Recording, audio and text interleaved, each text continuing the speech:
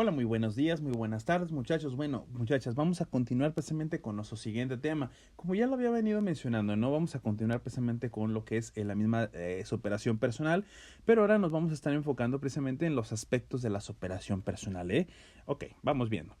Dice, aspectos de la superación personal. La personalidad del ser humano está compuesta por diferentes aspectos: físico, estético, afectivo, intelectual, creativo, social, moral y espiritual. Vamos viendo cada uno de ellos. ¿Cómo identificar los valores propios? Bueno, vamos con el aspecto físico. Dice, mejorando nuestra salud por medio de una alimentación balanceada, ejercicio constante e higiene, mejorando nuestro arreglo personal, vistiendo de manera agradable y pulcra, es decir, limpia y ordenada, poniendo esmero y cuidado en nuestra apariencia. Bueno, básicamente el aspecto físico pues tiene que ver muchísimo con el desarrollo físico del área física que ya habíamos mencionado en algún momento, si se acuerdan. Ok, bueno, básicamente es eso, ¿vale? Entonces no es otra cosa. Aspecto afectivo. Dice, una de nuestras mayores riquezas como personas es nuestra capacidad afectiva, es decir, la capacidad de sentir las emociones. Debemos aprender a dirigir nuestras emociones y sentimientos. ¿Para qué? Para que toda esa fuerza, sea canalizada positivamente. Por ejemplo, que nuestro humor no rija nuestra conducta, que no juzgue los actos de los demás por las simpatías o atracción que sienta por ellos, que la crítica o la falta de reconocimiento o alabanza no me hagan desistir de mis esfuerzos. Es decir, vamos viendo al menos algunas de las así como más relevantes. Que no juzgue los actos de los demás por las simpatías o la atracción que sienta por ellos. Es decir, básicamente que mis emociones no se involucren en mis juicios sobre los demás. Yo puedo considerar a una persona laboralmente o profesionalmente hablando muy bien desarrollada, o una persona también que lleve a cabo todas sus, o que haya desarrollado todas sus cualidades y demás. A eso nos referimos. Eh, pero a lo mejor puede ser que la persona no me caiga por alguna circunstancia. Es decir, a lo mejor no me agrada su modo de ser en algunas cosas y demás. Pero que ese agrado o ese desagrado que yo siento por esa persona no influya en mi forma de juzgarlo. Supongamos, si la persona no me agrada, por ejemplo, porque la persona a lo mejor es muy bromista y demás y todo ese tipo de cosas, pues eso que eso no me lleve a decir que su trabajo es malo. A lo mejor su trabajo es muy bueno. A lo mejor profesionalmente hablando es una persona muy capaz, muy desarrollada, pero no me agrada. Entonces, separar las cosas, ¿va? Entonces, eso es a lo que se refiere. O que la crítica o la falta de reconocimiento o alabanza pues no me hagan desistir de mis esfuerzos. Es decir, que si las personas pues bueno no reconocen mis valores, mis esfuerzos y demás, pues que eso no me haga desistir, que sigamos adelante, ¿va? Es decir, si bien es importante precisamente el reconocimiento de los otros, como ya lo habíamos visto con Abraham Maslow, bueno, pues a veces simplemente a lo mejor las personas pueden no valorar nuestros esfuerzos, nuestro trabajo, y entonces simple y sencillamente pues no nos reconocen. Entonces, bueno, pero que eso no nos haga desistir si nosotros consideramos que el esfuerzo que estamos haciendo es lo suficiente y las metas que estamos logrando son suficientes. Aspecto intelectual, dice, desarrollando mi inteligencia, aprendiendo a observar detenidamente todo lo que me rodea, reflexionando y ejercitando mi capacidad de juicio, enriqueciéndola mediante la lectura de cosas útiles y positivas, buscando nuevos horizontes, atreviéndome a ser creativo. Básicamente lo podríamos definir así con que lo que ustedes ven en sus clases, por ejemplo, planteándolo en el aspecto educativo, en el académico, ahí dentro de la escuela, que lo que ustedes ven en sus clases no sea solo lo que van a aprender, sino que lleven a cabo un desarrollo de su aspecto intelectual. Es decir, si nosotros como maestros les mencionamos algunos autores, algunos personajes, algunas ideas, pueden inclusive investigar más a fondo o pueden continuar precisamente su aprendizaje dentro de temas que a ustedes les interesen. Eso es precisamente el desarrollo del aspecto intelectual, que no se quede estancado solamente en una parte en lo que ustedes ven en clase o lo que ustedes les enseñan en casa. Podemos ampliar nuestros horizontes, como lo dice precisamente esta parte, ¿va? Entonces va por ahí esa parte precisamente. Entonces hay que ser, en esa parte hay que trabajar mucho más. Aspecto social, tener ambiciones legítimas que no sean dañinas a los demás. Esto es fundamental. ser miembro consciente y responsable de la comunidad, aportando todo aquello que sea de utilidad al bien común, desarrollando al máximo todos los roles que me tocan asumir como hijo, hija, estudiante, esposo, esposa, padre, madre, profesionista, vecino, etcétera. Es decir, básicamente que nuestro desarrollo, el desarrollo de nuestras capacidades tenga también un enfoque social, es decir, que ayude a los demás. No puedo decidir simple y sencillamente convertirme en un narcotraficante y eso, porque aunque eso me desarrolle en lo aspecto económico, profesional y demás, en teoría, podríamos decirlos así de esa manera, pero que voy a terminar dañando a la sociedad. Es decir, eso no ayudaría literalmente. A lo mejor nos ayudaría a nosotros, pero no ayudaría a la sociedad. Entonces, recordemos que el ser humano es un ser social que está inmerso precisamente en un mundo en donde se debe también a los otros, ¿va? Entonces, que mis metas apoyen a la sociedad también y me apoyen a mí mismo también o a mí misma, ¿va? Perfecto, entonces vamos por esa parte. Aspecto creativo, hacer un uso racional, es decir, perfectamente ordenado, estructurado y bien pensado y equilibrado de los bienes económicos sin importar la cantidad que se tenga. No caer en el consumismo es también, eso es fundamental. Desenfrenado de tener por simplemente tener, pensando en que esto nos va a dar felicidad.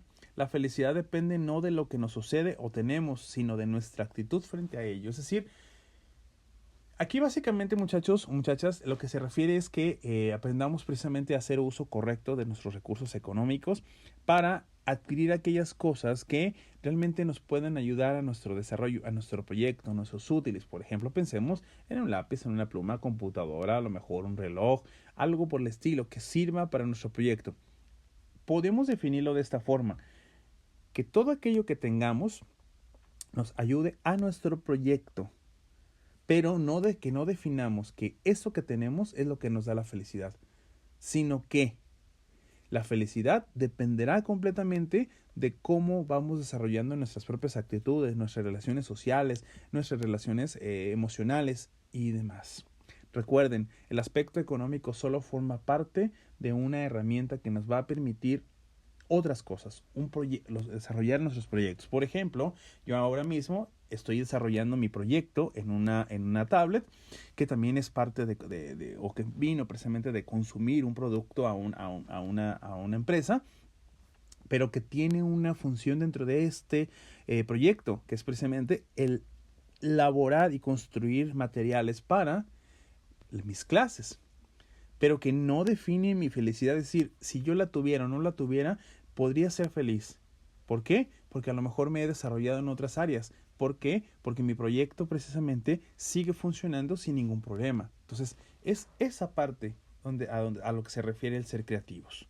Pero también ser muy conscientes de esa parte, ¿va? Entonces, puedo tener mucho, puedo tener poco, pero siempre y cuando eso que tengo me va a ayudar a mis proyectos. Si solo es para asumir que soy feliz porque tengo mucho, eso es malo, eso sería negativo, ¿va? Entonces, por eso va por ahí ese sentido. Seguimos. El aspecto estético, dice, aquí lo voy a dividir, es en 3 sentidos. En mi persona, mi imagen hace que yo me acepte y me estime. Si no me gusto, no me acepto, no tiene que ver con la belleza de los rasgos.